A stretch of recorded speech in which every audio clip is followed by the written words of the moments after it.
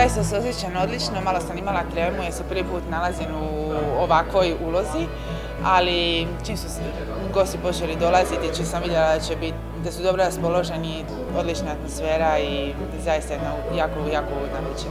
Vežu me neke lijepe uspomene, poznajem ljude koji rade u Maestrala i neki koji su i prije radili, poznajem neku djecu, tako da to je bio jedini logični izbor.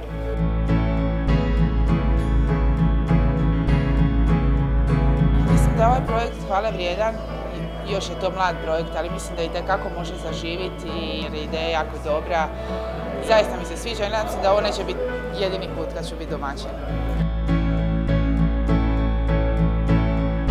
Ovo nam je sve od iznimnog značaja, prvo kao promocija naše velike obitelji, kao jedinog dječjeg doma koji pokriva 3 županije. I sva ova sredstva dobivena večeras namjenski će se utrošiti u opremanje novih stanova, jer djece u domovima ima još, a naš cilj je sve izbrinut.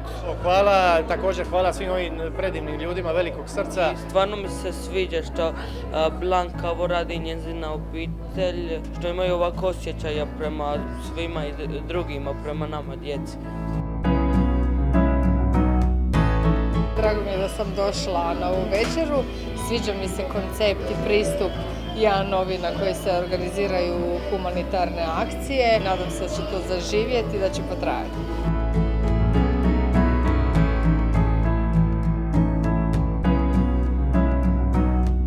Mi smo dugo godina kao kompanija radili sa Blankom i to je bila zaista jedna lijepa i uspješna priča. Kada je rekla da će biti domaćica ove večere, mi smo se zapravo odmah odazvali, pogotovo kada smo i čuli da se tu radi o jednoj humanitarnoj priči. Atmosfera je odlična, lijepa u dalmatinskom štiku. Dosta ljudi, svi su dobro raspoloženi kako i treba biti. Super se osjećam, baš je sve po mom guštu i hrana, lagano večera, riblji je meni i eto Peco pjeva. Baš je sve nekako lijepo, opušteno i drago mi što smo večeras ovdje.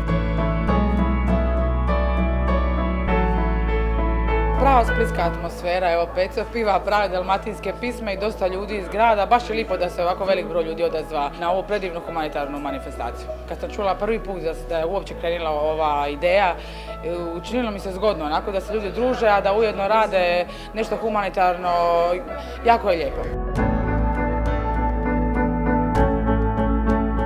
Na svaki način, ako imamo vremena, mogućnosti, bilo kako pomoći drugom, onda mislim da je to ono najljepše što nam se u životu može dogoditi.